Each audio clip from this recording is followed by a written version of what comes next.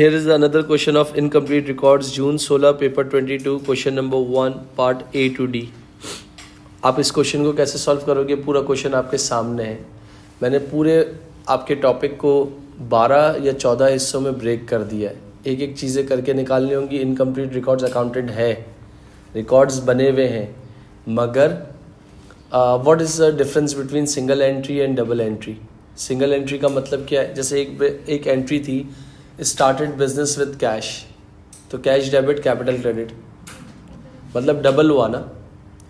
एक अब इसका इम्पैक्ट डेबिट पे भी जाना था, क्रेडिट पे भी जाना. सिंगल मतलब आपने सिर्फ डेबिट रिकॉर्ड किया या क्रेडिट रिकॉर्ड किया है, जो डायरेक्ट इम्पैक्ट आएगा, तो उसको हमें चीज़ों को लेकर चलना है. बनाना वही होगा, इनकम स्टेटमेंट होगा, बैलेंस शीट होगा. सिर्फ क्वेश्चन पे कॉन्सेंट्रेट करना. अगर कहीं मसला है तो पूछ लेना. Jing is a sole trader, he does not maintain full accounting records. खुद कह दिया है कि उसने अकाउंटिंग रिकॉर्ड्स मेंटेन नहीं किया. ऑल सेल्स एंड परचेजेस, जितनी भी सेल्स हुई थी, परचेजेस हुई थी, वो क्रेडिट पे हुई थी. इसका मतलब कैश का कोई जिक्र नहीं है. ही प्रोवाइडेड द फॉलोइंग इन्फॉर्मेशन, ये इन्फॉर्मेशन दी हुई है और कुछ डब्बा दिया हुआ है और उसमें कुछ वर्ड्स दिए हुए हैं. सही है भाई. अच्छा, यहाँ लिखा हुआ है 30 अप्रैल 2014 और यहाँ लिखा हुआ है 30 अप्रैल 2015. तो इसका मतलब अगर मेरी अंडरस्टैंडिंग कहती है कि ये इन्फॉर्मेशन क्या होगी, ओपनिंग एसेट्स लाइबिलिटी, और ये क्या होंगी, क्लोजिंग एसेट्स लाइबिलिटी. आपको कैसे पता? डेट का फैक्टर था, मैंने आपको बता दिया. डन. इन दी एंड मुझे निकालना क्या है वो इम्पॉर्टेंट है. Calculate sales. तो मुझे ये पता है कि सेल्स दो चीज़ों से बन के बनती है, कैश प्लस क्रेडिट. मगर क्वेश्चन में पहली लाइन पे लिख दिया था कि जितनी भी सेल्स हुई थी वो क्रेडिट पे हुई हैं.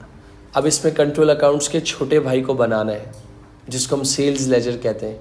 कंट्रोल अकाउंट्स में बहुत वैरायटी होती है, सेल्स लेजर में इतनी वैरायटी. मगर कॉन्सेप्ट याद रखना है कि हर वो चीज़, जैसे ट्रेड रिसीवेबल बढ़ते हैं डेबिट पे, कम होते हैं यहाँ देख लीजिएगा. बेसिकली निकालना क्या है तुम्हें? पार्ट ए,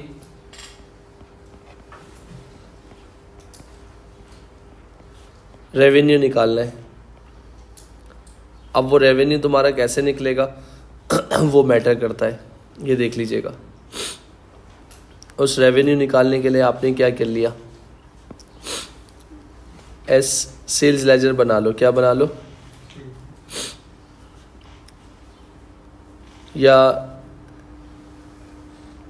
सेल्स लेजर, या जिसको आप क्या कहते हो, ट्रेड रिसीवेबल्स अकाउंट बना लो. ट्रेड रिसीवेबल्स का ओपनिंग गिवन होगा, ये रहा. मैंने पूरी लाइन को अंडरलाइन कर लिया.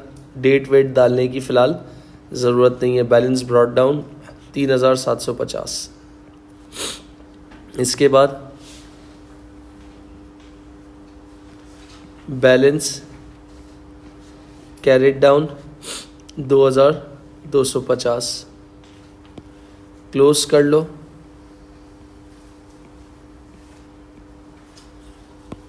यहाँ पर देख लेना पेमेंट कितनी आई है. Check receive from credit customer 96,300. अच्छा, इसमें इसके बाद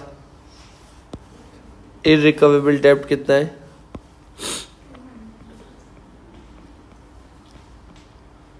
और कोई चीज़ दी हुई है? Cheque paid, electricity, other operating, कुछ भी नहीं है. सेल्स रिटर्न वगैरह कुछ नहीं, बस. तो कौन सी साइड हैवी लग रही है दिखने में, बता सकते हो? कितना आ रहा है? 98,750. 98,750. उसमें से 3750 माइनस कर दो, तो जो क्रेडिट सेल्स कैसे आ गई?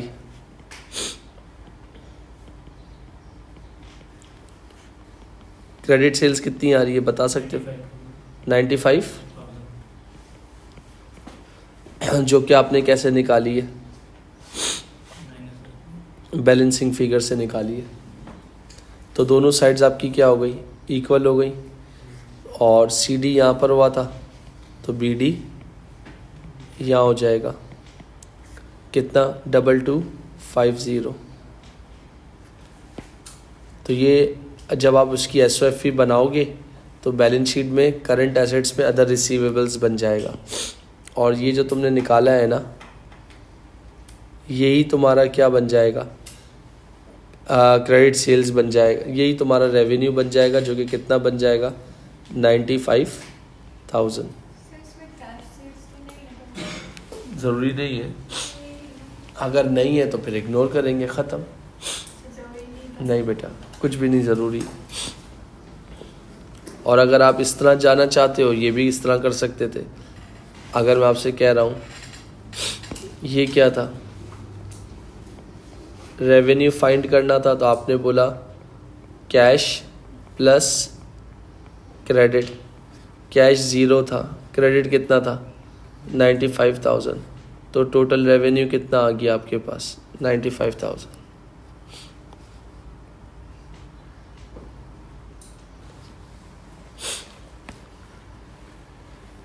ये 2 मार्क्स की वर्किंग थी, ये ख़त्म हो गया।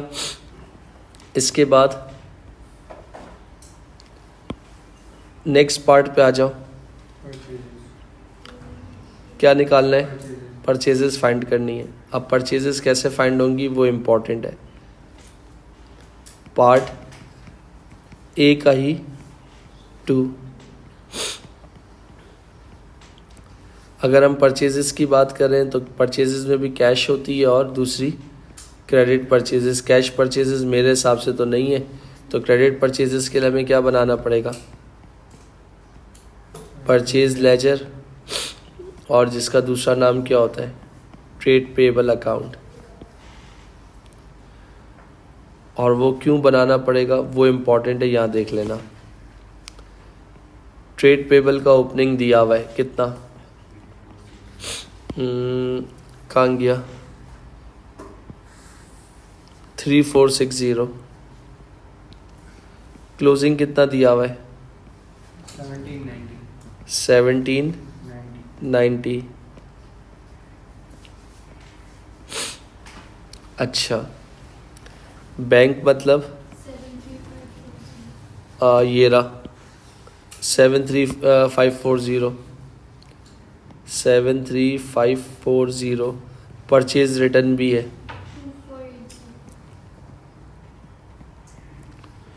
2480। ओके, और तो कोई ऐसा चीज़ें नज़र नहीं आ रही। बस तो यहाँ पर जो आएगी वो क्या आएगी,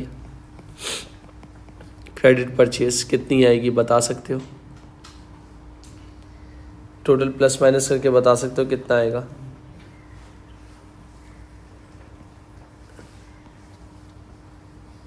$77,810 माइनस 3460। बैलेंसिंग फिगर से कितना आ गया 74,350। तो दोनों साइड्स आपकी क्या हो गई, इक्वल हो गई। सी डी यहाँ पर हुआ है, तो बी डी कहाँ हो जाएगा 1790। और ये वाला जो बी डी आएगा वो एस ओ एफ पी के अंदर करंट लाइबिलिटी में अदर पेबल्स बन जाएगा। और ये कितनी आई थी आपके पास 74,350। तो परचेजेस कितनी हो गई 74,350, क्योंकि कैश परचेजेस थी नहीं आपके पास। क्लियर,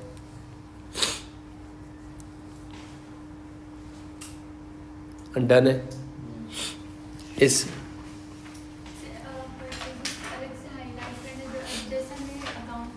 जी बेटा ये देख लीजिए, अगर उसी में दिखा दें तो कोई मसला नहीं है। दोनों को हाईलाइट कर लिया जो कि आपने बैलेंसिंग फिगर से निकाला है। एक अकाउंट से क्रेडिट परचेजेस निकाली थी, एक अकाउंट से वो निकाली। नेक्स्ट पार्ट पे आ जाए जो कि आप सबको पता है, इनकम स्टेटमेंट बनाना है। और ये है 11 मार्क्स की। और इनकम स्टेटमेंट का एक फॉर्मेट है, sales minus sale return less cost of sale opening inventory plus purchases minus purchase return plus carriage inward minus closing inventories cost of sale, sale minus cost of sale equal to GP plus other income less expenses equal to profit या loss for the year. आपको चीज़ें आई हुई हैं, कुछ जगहों पे बिल्कुल plane चीज़ें होंगी जो आपको डायरेक्ट उठाना है, और आपने लिखना है। मगर कुछ जगहों पे आपको चीज़ों को फाइंड आउट करना पड़ेगा, like in the form of expense या इनकम। यहाँ देख लीजिएगा, ये क्या बन रही है, इनकम की स्टेटमेंट। और जहाँ तक मेरी अंडरस्टैंडिंग है वो स्टार्ट कहाँ से होती है बेटा, रेवेन्यू से। आप जितना भी कुछ कर लें तो रेवेन्यू कितना ऊपर निकाला, 95,000, ये हो गया। पहले देख लें सेल्स रिटर्न है नहीं है, तो डायरेक्ट सेकंड कॉलम पे आप इसको लिख सकते हैं। मैंने यहाँ लिख दिया 95,000। फिर मैं क्या हेडिंग डाल दी मैंने, less cost of sales. Cost of sales के बाद फिर मैंने क्या हेडिंग डालूंगा, ऐड ओपनिंग इन्वेंट्री। वो कहाँ मिलेगी आपको, ये देख लीजिएगा, 15,000। फिर क्या आएगा, ऐड परचेजेस। ये भी आपने टी अकाउंट से निकाली थी, 74,350। फिर क्या आता है, लेस परचेज रिटर्न। ये भी मौजूद था क्वेश्चन में, कितना, वो बाद में आएगा, 2480। फिर इसके बाद क्या है, कैरेज इनवर्ड, वो है मौजूद है, कहाँ है, ये रहा, 630। कैरेज इनवर्ड वो भी मौजूद है, 630। अच्छा, फिर क्या आता है, क्लोजिंग इन्वेंट्री, वो भी मौजूद है। समटाइम्स हमें रेशियो की तरह फाइंड करनी होंगी। Closing inventory 11,500। तो आप अगर इन सबको टोटल करके मुझे बता सकते हैं कि क्या वैल्यू बनती है। जी बेटा, एग्जैक्ट 76,000। ये क्या बन गया, कॉस्ट ऑफ सेल्स बेटा। सेल्स में से कॉस्ट ऑफ सेल्स को माइनस कर दें तो आपके पास जो आंसर आएगा वो बता सकते हैं। 95,000 माइनस 76,000 बता सकते, 19,000, वो क्या कहलाएगा, आप कह रहे हो gross profit. Okay, gross profit के बाद अदर इनकम नहीं है, मेरे हिसाब से तो नहीं है, तो डायरेक्ट क्या आ जाएगा, लेस एक्सपेंसेस। अब एक्सपेंसेस में थोड़ा देख लेना भाई, रेंट पे किया है, कितना पे किया है, 5,500। मगर नीचे जाके देखना पड़ेगा कोई अदर पेबल अदर रिसीवेबल तो नहीं है, डेफिनेटली दिया हुआ है। कितना दिया हुआ है, रेंट पेड, रेंट प्रीपेड दिया हुआ है। तो इसका मतलब है कि मैं आपसे सजेस्ट करूँगा कि आप है ना इसकी वैल्यू निकालने से पहले क्या बना लेना, अकाउंट बना लेना। रेंट मतलब एक्सपेंस, और अगर रेंट किसी गलत काम से लिया है, कोई गलत काम करने के लिए कोई जगह ली है, उस पर किराया भरा है, तो इसका मतलब पाप लगेगा। सही है, पाप का मतलब प्रीपेड एक्सपेंस का opening, accrued expense opening, accrued closing, prepaid closing, ये बन गया तुम्हारे पास। इसको यहाँ क्लोज करने की कोशिश की, कर दी। रेंट प्रीपेड कितना दिया हुआ है, ओपनिंग 500 है, क्लोजिंग 400 है। ये देखो कितना स्मूथली काम हो गया। बेटा मैंने पहले भी ये बात बताई थी कि एक्सपेंस पे पाप लगता है, इनकम पे आपा लगता है। मैंने आपसे पहले भी ये बात कही थी कि प्रीपेड एक्सपेंस भी होता है, प्रीपेड इनकम भी होता है। तो यहाँ रेंट पेड है तो जाहिर सी बात है डेफिनेटली एक्सपेंस है। प्रीपेड एक्सपेंस मतलब पे कर दिया है हमने पहले से। अक्रूड एक्सपेंस मतलब हमने इस्तेमाल कर लिया और नहीं किया। तो प्रीपेड तो जाहिर सी बात एक्सपेंस भी होता है और इनकम भी होती है। इसके बाद एक्रूड एक्सपेंस नहीं है तो इसलिए डैश डाल दिया। ओके, कितना रेंट पे किया था हमने, 5,500, जिसकी जनरल एंट्री बनती है रेंट डेबिट और बैंक। तो आपके पास बैंक क्रेडिट हो रहा है तो इसका मतलब यहाँ पर डेबिट हो जाएगा। जिस बच्चे को फॉर्मेट याद नहीं है तो वो इस तरह भी अज्यूम कर सकता है। अच्छा, कौन सी साइड हैवी लग रही है, डेबिट साइड। टोटल 6,000 रुपये मेरा एक्सपेंस हुआ था, जिसमें से 400 रुपये मेरा प्रीपेड था। तो I/S कितना आ गया, 5600। जी बेटा 5600। तो इसकी इंटरप्रिटेशन क्या होगी, जो मेरा पूरे साल का जो एक्सपेंस होगा वो ये होगा, इसके बाद ये जो प्रीपेड है ये मेरा अदर रिसीवेबल्स बन जाएगा, जो कि प्रीपेड का क्लोजिंग था, तो यहाँ की क्या बन गया, ओपनिंग बन गया, जो कि कहाँ जाएगा, बैलेंस शीट के अंदर करंट एसेट्स में अदर रिसीवेबल्स बन जाएगा, अगर एसओएफपी बनाने का बोलेगा तो, वरना कोई मसला नहीं है। तो कितना पहला एक्सपेंस कितना आ गया, 5,000। कोई डाउट?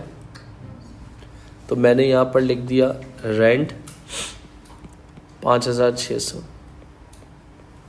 अच्छा, रेंट के बाद आ गया इलेक्ट्रिसिटी, रेंट के बाद आ गया इलेक्ट्रिसिटी 345।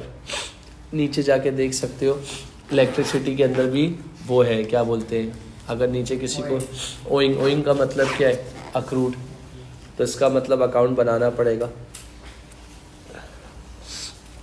इलेक्ट्रिसिटी ओइंग है, ओइंग मतलब इस्तेमाल कर लिए मगर अभी तक हमने दी नहीं है, तो ये देख लीजिएगा भाई। तो अगेन उसके लिए भी मुझे क्या बनाना पड़ेगा, इलेक्ट्रिसिटी। आपको कैसे पता, क्योंकि इलेक्ट्रिसिटी एक एक्सपेंस है, एक्सपेंस मतलब पाप है, पाप का मतलब PAAP। इस क्वेश्चन में प्रीपेड के ओपनिंग नहीं थे ना क्लोजिंग था, तो क्या दिया हुआ था, ओइंग 35 और 40। तो मैंने यहाँ क्या लिख दिया, यहाँ क्या लिख दिया 35 और यहाँ क्या लिख दिया 40, दोनों साइड्स को बंद कर दूंगा। बैंक मतलब कितना पे कर चुका हूँ, 345 पे कर चुका हूँ, तो ये साइड हैवी है, 345 प्लस 40 385, 385 में से 35 निकाल दूंगा तो कितना हो जाएगा 350। तो I/S कितना आ जाएगा 350, जो कि कहाँ जाएगा, इनकम स्टेटमेंट में एक्सपेंस बनेगा, और ये एक्रूड का क्लोजिंग था, तो यहाँ की क्या बन जाएगा अगर बैलेंस शीट बोलेगा तो एक्रूड के लिए कितना हो जाएगा 40, जो कि कहाँ जाएगा, बैलेंस शीट के अंदर करंट लाइबिलिटीज़ में अदर पेबल्स बन जाएगा। तो मेरा इलेक्ट्रिसिटी कितना आ गया 350। अच्छा, इलेक्ट्रिसिटी के बाद कैरेज आउटवर्ड 950, कैरेज आउटवर्ड 950। इसके बाद क्या आ गया, इररिकवेबल डेब्ट, वो कितना था, इररिकवेबल डेब्ट तुम्हारे पास कितना था, इररिकवेबल डेब्ट 200। ओके, अदर ऑपरेटिंग एक्सपेंस भी है, वो कितना था, इसमें कोई एडजस्टमेंट नहीं थी अक्रूवल और प्रीपेड की, ये था 95, छाप दो।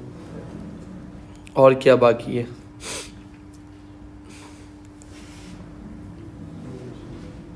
हो गया, नहीं अभी हुआ नहीं है, आ जाए ज़रा मैदान में। अगर हम बात करते हैं, ये कुछ लाइन लिखी हुई है, ये वाली लाइन कुछ लिखी हुई है, और ये लाइन क्या बोल रही है, 2700 रुपये मेरी क्या थी, डेप्रिसिएशन थी, सॉरी परचेज़ किया था फर्स्ट में 2013 को, स्ट्रेट RBM मेथड था, 10% है। ओके, बड़ी टेक्निकल चीज़ है। तो मैंने कहा 2700 क्या थी मेरी कॉस्ट थी, 2700 का 10% होता है कितना 270, 2700 में से 270 निकाल दो। क्यों निकाल रहे हो, क्योंकि RBM मेथड है। कितना हो जाएगा बताएं जी बेटा, 2430 नेटबुक वैल्यू आ गई। इसका 10% निकाल लें, कितना हो जाएगा 243, माइनस कर दीजिए कितना आ जाएगा 2430 माइनस 243 माइनस जी बेटा 2187। तो आफ्टर 2 इयर्स मेरी जो नेटबुक वैल्यू बच गई वो 2187 बच गई। तो ये कब की डेप्रिसिएशन हो गई, ये हो गई तुम्हारी 2000 मई 2013 से अप्रैल 2014, 1 साल हो गई, सही है। फिर इसके बाद ये हो गई 2014 से 2015, तो मुझे तो जाहिर सी बात है 14 और 15 के लिए चाहिए थी, जो कि कितनी है 243। नॉन करंट एसेट का नाम था इक्विपमेंट था, कितनी है मुझे एक्यूमुलेटेड नहीं चाहिए थी, मुझे क्या चाहिए थी, सिर्फ 1 साल की चाहिए थी, जो कि कितनी आई है 243। एग्री। इन सारे एक्सपेंसेस को टोटल करके बताएं कितना आ रहा है। 7438। सर माइनस करके बताएं कितना आ जाएगा। जी बेटा। प्रॉफिट फॉर द ईयर आप बता रही हो 11560। ओके 562। ओके, ये आपके पास क्या आ गया भाई, प्रॉफिट आ गया। बोलो क्लियर।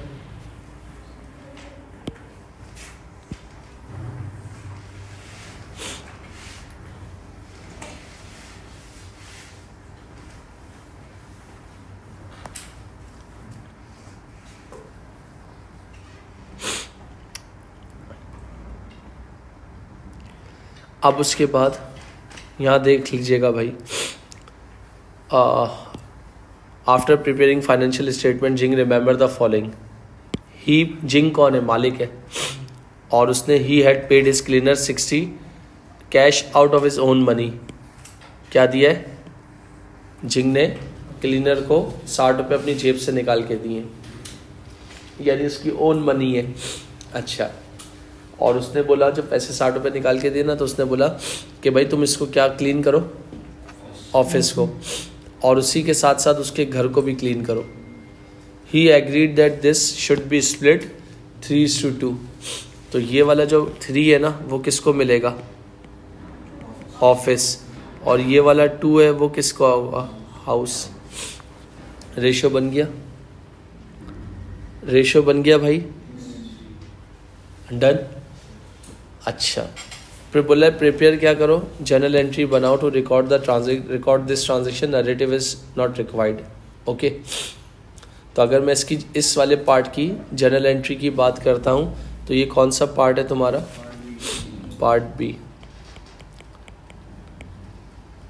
यही सॉल्व कर रहा हूँ ताकि आपको मसला ना हो। 60 रुपये का ज़रा निकालना कितना होता है, यानी अगर मैं बात करता हूँ 60 मल्टीप्लाई बाय 3/5 और 60 मल्टीप्लाई बाय 2/5, कितना कितना आ रहा है। पहले वाले का 36 और दूसरे वाले का 24। भाई मेरे घर का मैंने 60 रुपये अपनी पॉकेट से निकाल के दिए और बोला कि घर का 24 रुपये लगे, मगर घर की तो एंट्री बनानी है ही नहीं, वो तो मेरे घर का मामला है, और मैंने ऑफिस से पैसे भी विड्रॉ नहीं करे कि वो ड्राइंग्स कहलाए। अच्छा, तो ऑफिस के लिए, ऑफिस के काम के लिए ऑफिस से पैसे निकालने चाहिए थे ना, तो मैं, जी बेटा ज़बरदस्त, तो मैंने क्या किया, मेरा अच्छा इसको क्या बोल दिया, क्लीनिंग है ना, तो इसको नाम दे दो, इन्होंने इधर बोला हुआ है अदर ऑपरेटिंग एक्सपेंस, कितना 36 डेबिट, एक्सपेंस बढ़ गया, और कैपिटल क्रेडिट 36 से। तो बच्चा बोलता है कि कैपिटल क्यों भाई, क्योंकि इस वजह से कैपिटल, क्योंकि आपने अपने पर्सनल बिहाफ पे से पैसे दिए, तो इसका मतलब 36 रुपये के 36 डॉलर क्या आ गया, बिजनेस में आ गए, तो बिजनेस का कैपिटल क्या हो गया, बढ़ गया, और बिजनेस का एक्सपेंस भी क्या हो गया, बढ़ गया। डन। अच्छा बेटा, इसके बाद नेक्स्ट पार्ट में बोला state 2 types of error other than correction of error which would usually recorded in the journal. उन्होंने बोला है 2 एरर्स बताओ। अब 2 एरर्स कौन से होते हैं other than correction of errors के अलावा, तो आप पहले में क्या लिख सकते हो, purchase and sale of non current asset on credit.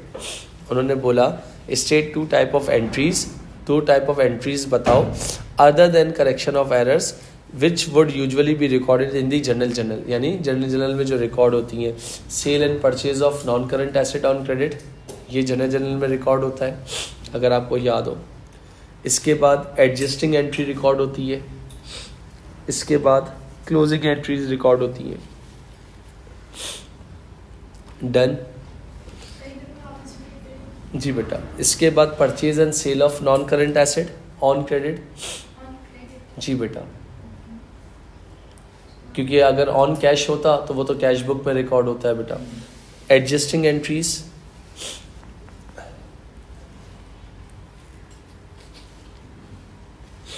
Adjusting entries, इसके बाद क्लोजिंग एंट्रीज,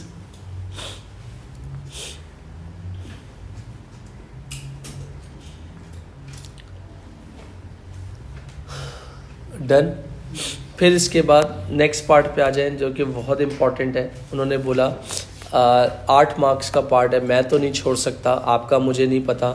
जिंग भाई कैलकुलेट कर रहे हैं ग्रॉस प्रॉफिट मार्जिन और प्रॉफिट मार्जिन, और he discovered that the gross profit margin है डिक्रीज। उसको पता चला है कि ग्रॉस प्रॉफिट मार्जिन डिक्रीज हुआ है और प्रॉफिट मार्जिन इंक्रीज हुआ है। तो ग्रॉस प्रॉफिट मार्जिन निकालने के लिए एक फॉर्मूला होता है, क्या होता है? Gross profit divided by sales into 100, और नेट प्रॉफिट मार्जिन निकालने के लिए फॉर्मूला होता है net profit divided by sales into 100। सही है भाई।